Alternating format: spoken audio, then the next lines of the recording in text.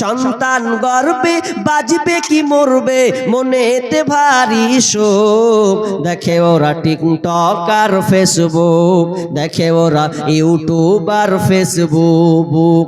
সন্তান ভূমিষ্ঠ হয়ে কেঁদে ওঠে ওয়াও, তার মানে হাতটা খালি টাচ মোবাইল দাও। এখনকার ছেলেমেয়েরা দেখেন একটু হিংড়ে উঠছে মোবাইল, মোবাইল দাও ঠিক হয়ে গেল। মোবাইল দিলে ওই যে ওই মালের মাল ও আগে দেখেছে, আর এখনকার সন্তান মোবাইল ছাড়া একটাও চলে না। সন্তান ভূমিষ্ঠ হয়ে কেঁদে ওঠে ওয়াও, তার মানে হাতটা খালি টাচ মোবাইল দাও। মোবাইল দিলে হাতে বন্ধ সাথে সাথে, মোবাইল দিলে হাতে বন্ধ সাথে সাথে, থাকবে না কান্না হাসি ভরা মুখ, মনেতে ভারী শোক, মনেতে ভারী শোক। সন্তান গর্বে বাজবে কি মরবে মনেতে ভারী শোক। দেখে ওরা টিকটক আর ফেসবুক, দেখে ওরা ইউটিউব আর ফেসবুক। তাহলে প্রথম মা যেমন হবে সন্তানও তেমন হবে। মায়ের হাতে গড়বে মানুষ, মা যদি সে সত্য হয়, মাই হলো এই জগতের প্রকৃত বিশ্ববিদ্যালয়। মা যদি আল্লাহওয়ালি হয় তো সন্তানও আল্লাহওয়ালি হবে। মা বোন ভালো করে শুনে নাও, তুমি যদি ভালো মহিলা হও তাহলে তোমার পেট থেকে ভালো মানুষ জন্ম নেবে। আর তুমি যদি দুশ্চরিত্রা মহিলা হও, কোনোদিন আশা করিও না যে আমার সন্তানটা ভালো হবে। তাহলে প্রথম সন্তানের অধিকার ভালো মা পাওয়া। ভালো মা প্রথম পাবে, তারপরে কোন কথা। এটা গেল এক নাম্বার, শর্টকাটে আমি নিয়ে যাচ্ছি। নাম্বার দুই নম্বর, আপনি বিয়ে করে নিয়ে আসলেন, তো বিয়ে করে যখন নিয়ে আসেন এখানে সবচাইতে মারাত্মক ভুল। তো ওই যে লোকটা বলেছিল যে বউ আমি চালাবো ঘুরিয়া, বউ আমাকে চালায়, তা আমি বলেছিলাম বাজি বাসর ঘরের দুয়াটা একটু কহেন তো। জানি না তো, জানো না তো, বউ তোমাকে চালাবে না তো তুমি চালাবে। যদি এখন এই লোকটিকে বলা হয় ভাই কজন বাসর ঘরের দুয়াটা জানেন, মিলনের দুয়াটা কে কে জানেন, কে কে জানেন? কয়েকটা লোক তাপে তুলেছে, কে জানেন? তালবিলিমে, হ্যাঁ ছাত্রতে তুলেছে। তো কথাটা অনেকেই জানি না যে স্বামী স্ত্রী মিলনে যে দুয়াটা বলতে হবে, এটা যে দরকার। আপনি দোয়া করেছেন কোনোদিন? বিয়ে করে নিয়ে আসলেন, বিসমিল্লাহি আল্লাহুম্মা জান্নিবনাশ শাইতানা ওয়া জান্নিবিশ শাইতানা মা রাযাকতানা। দোয়াটা কত সুন্দর। হে আল্লাহ, আমাদের স্বামী স্ত্রী মিলনের ফলে তুমি শয়তানকে দূরে রেখে দাও, আর এর বিনিময়ে আমাদের মিলনের ফলে যে সন্তানটা আসবে এই সন্তানটাও তুমি শয়তান থেকে তুমি দূরে রাখিও। কদিন বলেছেন? জানি না। তো জানবেন না তো কি করে হবে? 2 নম্বর অধিকার সন্তান, সেটা কি জানেন? যে প্রাপ্য, যেটা লাইন বা লাইন, সিরিয়াল বাই সিরিয়াল। প্রথম 2 নম্বর হচ্ছে যে আপনাকে দোয়া পড়তে হবে। আর যদি না জানেন মুরব্বি বাপজি, তাহলে অন্তত লজ্জার বিষয় নয়। যদি এখনো না জানেন, অন্তত মোবাইল, অ্যান্ড্রয়েড মোবাইলে বলবেন যে স্বামী স্ত্রী মিলনের দোয়া, তো চট করে চলে আসবে। লক্ষ্য রাখালে একটু কান দিয়ে লাগাও, 10 বার মুখস্থ করো, হয়ে যাবে।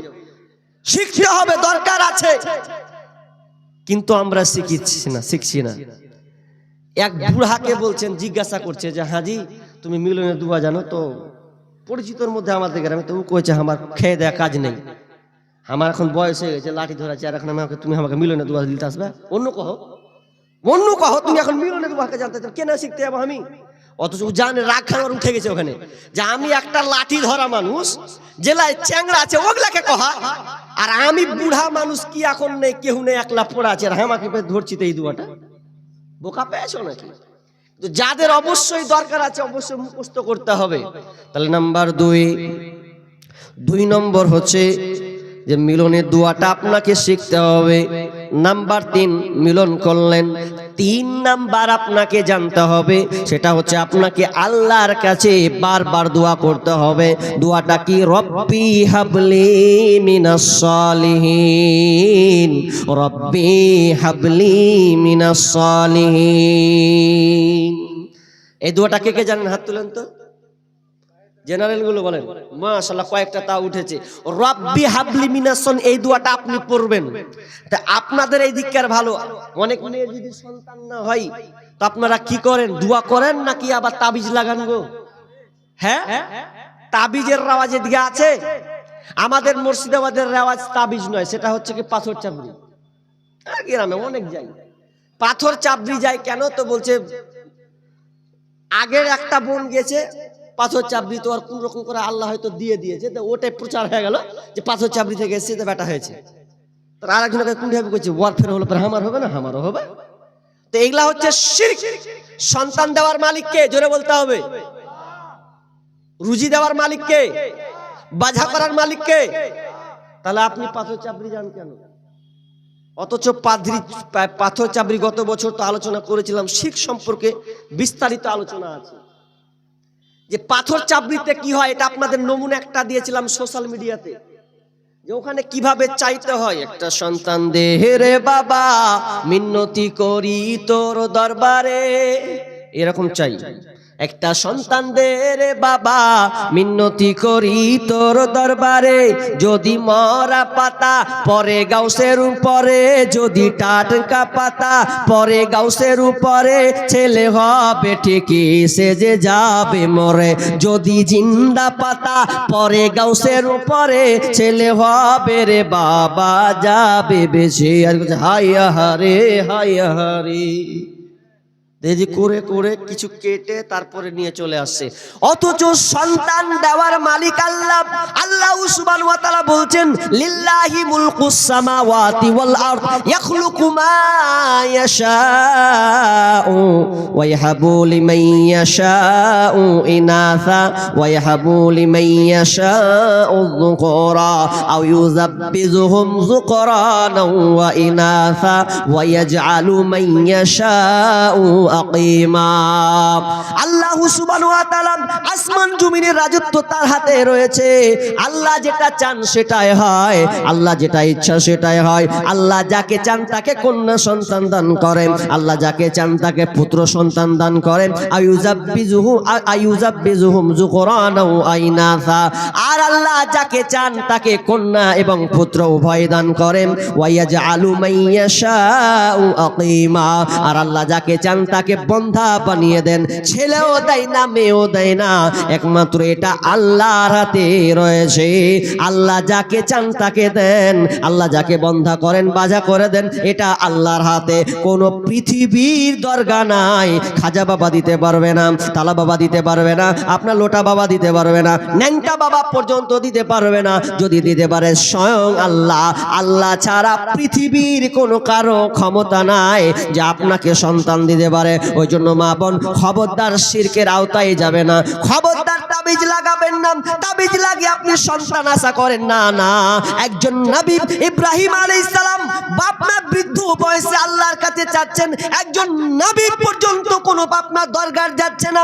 একজন নবী খলিলুল্লাহ আল্লাহর বন্ধু হওয়ার পরেও আল্লাহর কাছে দোয়া করেছেন, রব্বি হাবলি মিনাস সালিহিন ফাবাশশারনাহু বিগুলামিন হালিম।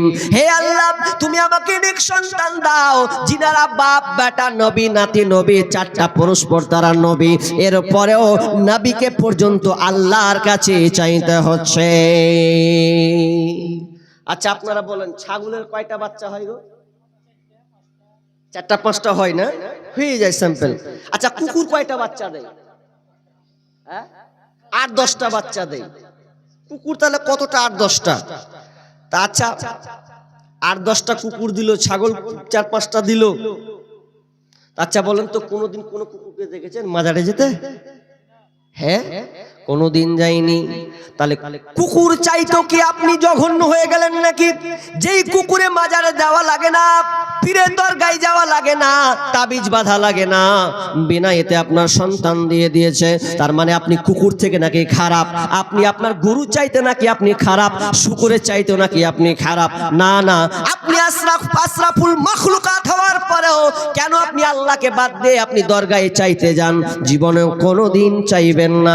যদি চাইতে হয় একমাত্র আল্লাহর কাছে চাইবেন, শুধু বারবার বলবেন রব্বি হাবলি মিনাস সালিহিন, হে আল্লাহ তুমি আমাকে নেক সন্তান দান করো। অনেক সময় লোক বলে আল্লাহ আমাকে একটা ছেলে দিও, এরকম একটা কথা বলে, আল্লাহ আমাকে ছেলে দিও। কোনোদিন বলে না যে আল্লাহ ভালো ছেলে দিও, কথাটা বলে না। অনেকে বলে ছেলে দিও, তোকে ছেলে দিয়ে দিছে আল্লাহ, লে এবার তুই ঠেলা সামলা। তুই যদি বলতি যে আল্লাহ আমাকে একটা ভালো নেক সলে সন্তান দাও, তাহলে একটা চাওয়ার একটা মাধ্যম প্রসেসিং একটা আছে। কিন্তু আমরা চাইতে গিয়েও বলছি যে আল্লাহ ছেলে দিলি হলো, কিন্তু ভালো সন্তান যে আপনাকে চাইতে হবে এটা আপনাদের খেয়াল নাই?